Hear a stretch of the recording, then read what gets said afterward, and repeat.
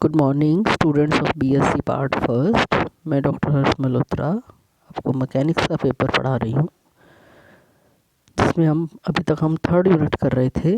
आज हम fourth unit start करने जा रहे हैं। फोर्थ यूनिट के अंदर हमें पढ़ना है ड्रिवन हार्मोनिक ऑसिलेटर, यानी ड्रिवन हार्मोनिक ऑसिलेशंस किसे कहते हैं, driven harmonic oscillator with damping frequency response, phase relation, quality factor, resonance, series and parallel of LCR circuit, electromagnetic system and ballistic galvanometer. इसी का जो सेकंड पार्ट है, ये first part है उसका, जिसमें से आपको एक क्वेश्चन एग्जाम में आएगा। सेकंड क्वेश्चन जो है वो आपका तैयार होगा कपल्ड ऑसिलेशंस में से।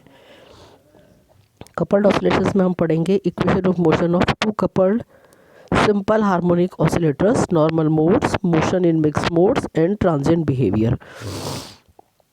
इस तरह से इस यूनिट से दो क्वेश्चंस आएंगे, एक ड्रिवन हार्मोनिक ऑसिलेशन से मिलेगा आपको और एक कपल्ड ऑसिलेशन से मिलेगा, जिसमें से आपको एक अटेम्प्ट करना है, राइट। तो आज हम स्टार्ट कर रहे हैं driven harmonic oscillations. Driven harmonic oscillations को हम फोर्स्ड ऑसिलेशंस भी कहते हैं, या हिंदी में से बोलते हैं चालित आवर्ती दोलन। क्या होता है ये? अभी तक बच्चों हम सिंपल हार्मोनिक मोशन पढ़ चुके हैं, उसके बाद हमने डैम्पिंग ऑसिलेशंस पढ़े थे। सिंपल हार्मोनिक मोशंस किसे कहते हैं?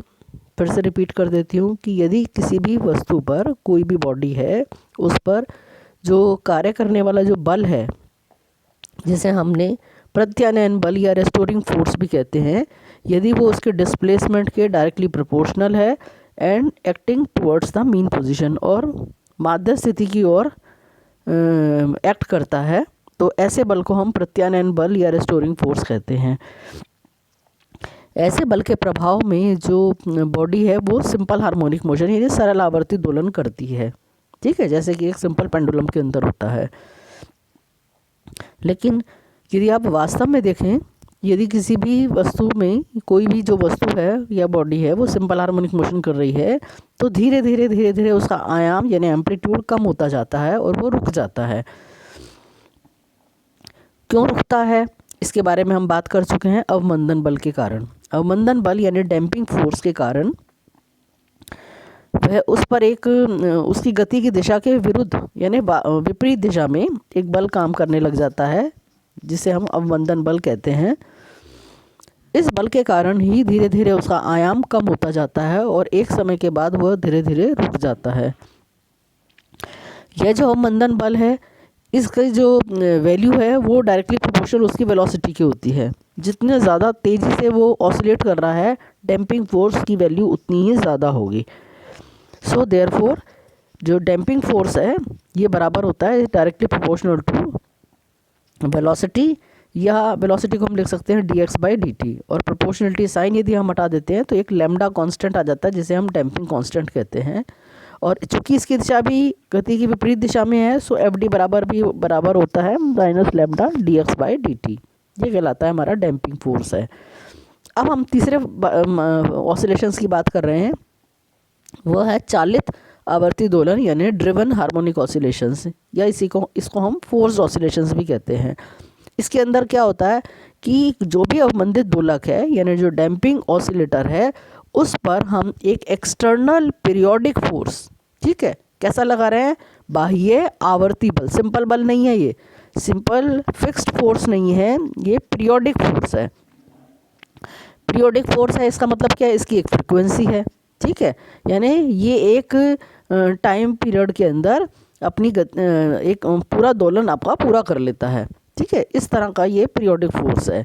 तो जब किसी अवमंदित दोलक पर बाह्य आवर्ती बल लगाया जाता है, it means when a periodic force acts on a damping oscillator, तो क्या होगा? तो दोलक जो है यानी ऑसिलेटर है, प्रारंभ में अपनी स्वाभाविक आवृत्ति ω0 से दोलन करता है। इट मीन्स इन स्टार्ट में वो क्या करता है? स्टार्टिंग पोजीशन के अंदर वह अपनी नेचुरल फ्रिक्वेंसी यानी जो सिंपल हार्मोनिक ऑसिलेटर की थी, जब केवल उसके ऊपर रेस्टोरिंग फोर्स काम कर रहा था, उस समय जो उसकी फ्रिक्वेंसी थी, स्टार्टिंग में ये अपनी उस नेचुरल फ्रिक्वेंसी से ऑसिलेट करता है। लेकिन क्या होता है, धीरे धीरे क्या होगा, अवमंदन बलों के आ गए, अवमंदन बल आने के कारण क्या होगा, उन बलों के विरुद्ध किए जाने वाले कार्य के कारण उसकी ऊर्जा क्षय होती जाती है, यानी वो जो डैम्पिंग फोर्स है उसके कारण उसकी एनर्जी क्या हो जाती है, डिके होती चली जा रही है।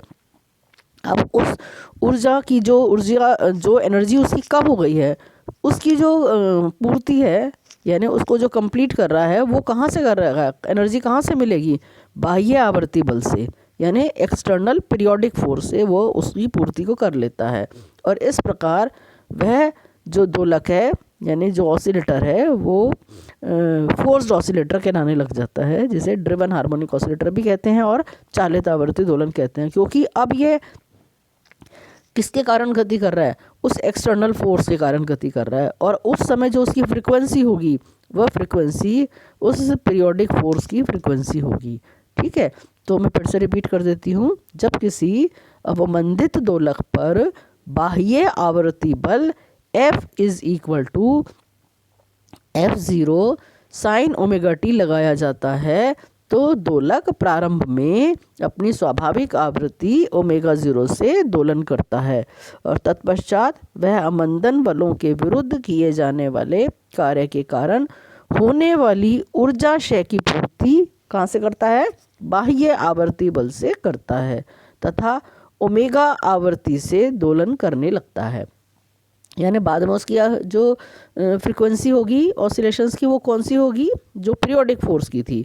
तो इस प्रकार के दोलन को चालित या प्रणोदित दोलन कहते हैं और दोलक को प्रणोदित दोलक भी कहते हैं, यानी फोर्स ऑसिलेटर या ड्रिवन ऑसिलेटर भी कहा जाता है।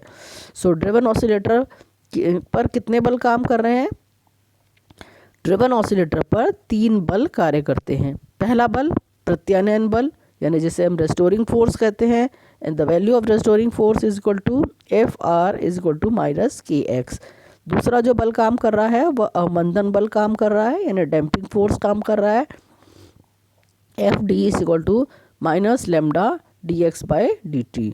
और जो तीसरा बल काम कर रहा है वो है बाह्य प्रत्यावर्ती बल Fe is equal to F0 sine omega t, जिसे हम एक्सटर्नल पीरियोडिक फोर्स कहते हैं।